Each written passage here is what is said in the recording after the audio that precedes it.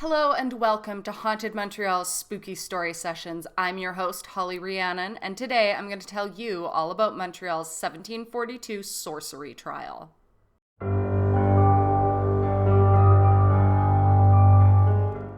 With over 350 documented ghost stories, Montreal is the most haunted city in Canada, if not all of North America.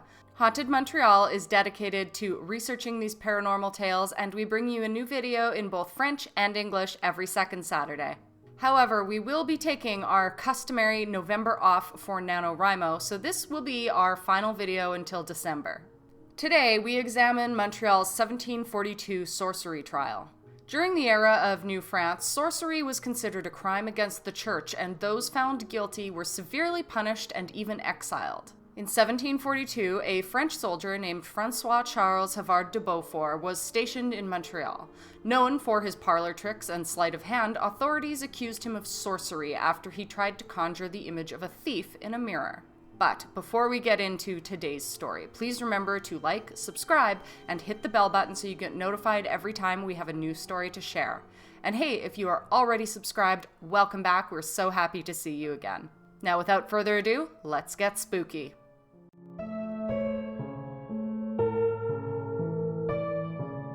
In 1742, Montreal was rocked by a sensational trial of sorcery. A French soldier named Francois-Charles Havard de Beaufort, stationed in Montreal, was accused by authorities of practicing sorcery after rumors spread about his attempts to cast a magic spell to discover the identity of a thief. Francois-Charles Havard de Beaufort had a reputation in the Montreal region as an entertainer and a sorcerer. Having an ingenious mind and a solid education for the period, he used his card and knife tricks to divert and amuse spectators. By his own admission, he also used his trickery to intimidate ordinary people in serious matters. Born in Paris in 1715, Francois-Charles would receive an excellent education before eventually joining the French army. In the 1730s, he was deployed to Montreal in the colony of New France with the company La Fresnier. Now known as Francois-Charles Havard de Beaufort de l'Avocat, he garnered a reputation as a parlor magician and expert in sleight-of-hand tricks. In 1737, Havard de Beaufort moved into the realm of divination. The wife of Jacques Testard de Montigny, Marie, had had a valuable ring stolen. Havard de Beaufort offered to find the thief by some craftiness and card tricks, but ultimately was unable to do so. 5 years later, Havard de Beaufort would make another attempt at divination. On June 28, 1742, he learned that a shoemaker named Charles Robideau was robbed of 300 livres and that the thief had not been caught. Given that 300 livres was a huge sum at the time, Havard de Beaufort offered the shoemaker a solution to catch the criminal. For the sum of just 20 livres, he would cast a spell to conjure up an image of the thief's face in a mirror. Robideau agreed to the offer and invited a dozen relatives, friends, and neighbors to his home that evening to witness the divination and sorcery ceremony. After sundown, those invited entered the home of Charles Robideau to attend the seance. Havard de Beaufort created a mysterious atmosphere by setting several items upon a table with a white tablecloth, including a small bottle of olive oil, powdered resin, 2 candles, and a mirror. He also included 3 packages of gunpowder, 1 red, 1 black, and 1 yellow. He turned the mirror upside down on a towel on the table and placed the 2 burning candles on either side. He also ordered the fireplace to be covered. Havard de Beaufort then produced a book of prayers called the Verba Jesu Christi ex Evangelis and began reading verses while sprinkling the powder on the back of the mirror. Once there was a lot of powder on the back of the mirror, he placed a crucifix on the pile. The crucifix had been given to him by an attendee named René Charles Legoux de Lannoy. Havard de Beaufort then began pouring a mixture of olive oil, gunpowder, and powdered resin, which he called viper oil, onto the 4 sides of the crucifix. He then proceeded to dry the mixture with a candle flame. Once it was dry, he prepared 3 slips of paper and poured a little gunpowder into each one. Havard de Beaufort then asked that the candles be extinguished, plunging the room into darkness. Next, he picked up the mirror and began reciting more Latin prayers. He then announced that the thief's face had appeared in the mirror and ordered that the fireplace be uncovered. The anxious crowd looked at the mirror and realized that there was no image. The spell had failed. Havard de Beaufort attempted to continue his ritual by tossing the gunpowder slips into the fireplace and reading from the gospel, but after an hour of divinations and prognostications, he had to admit that he was unable to identify the thief. The next day, the news of the sorcery seance spread rapidly throughout Montreal. With all of the gossip, it wasn't long before city authorities caught wind of the story. The following day, the judicial authorities had Havard de Beaufort arrested and imprisoned, along with Charles Lenot, Charles Robideau, and his wife Anne. All three were accused of being accomplices. It is noteworthy that Montreal was a very Catholic city at the time, and that sorcery was considered a crime against the church.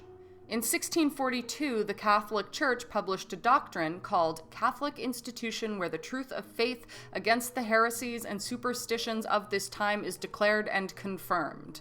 Essentially, the doctrine outlawed all forms of sorcery, witchcraft, and spellcasting, and made them punishable crimes against God. In France, following the edict, thousands of accused sorcerers, heretics, and witches were burned alive, drowned, or otherwise executed. While punishments in New France were more lenient, the four prisoners worried what might become of them. Jacques-Joseph Guiton de Montrepos, the Lieutenant General for Civil and Criminal Affairs in Montreal, investigated the case. The Lieutenant General accused Havard de Beaufort of having profaned the text of the New Testament, as well as the representation of Jesus Christ crucified, by using them both for prognostications and other profane and unlawful uses. Havard de Beaufort explained that he had not intended to profane his God, but rather to intimidate the spectators in hopes of making the thief confess. After a lengthy trial, on August 13, 1742, Havard de Beaufort was found guilty of profanations of holy objects and was sentenced to serve 5 years of hard labor on the king's galleys. His sentence included making the amende honorable, or formal amends, on a market day before the main door of the Notre Dame church. The amende honorable often served as a complement to other punishments. Publicly shaming a criminal was seen as important because it elicited their confession and request for forgiveness, effectively deterring others from the same crime. For the amende honorable, Havard de Beaufort would be taken to the church by hangman Mathieu Levillet. There, he would have to wear signs on his back and chest identifying him as a sorcerer while receiving corporal punishment. Shoemaker Charles Robideau was convicted of having assisted Francois-Charles Havard de Beaufort's prognostications and divinations. Given that he had permitted the sorcery in his own home, Robideau was banished from Montreal for 3 years. Charles Lenot received the same punishment after the court convicted him of supplying Havard de Beaufort with the prayer book and crucifix.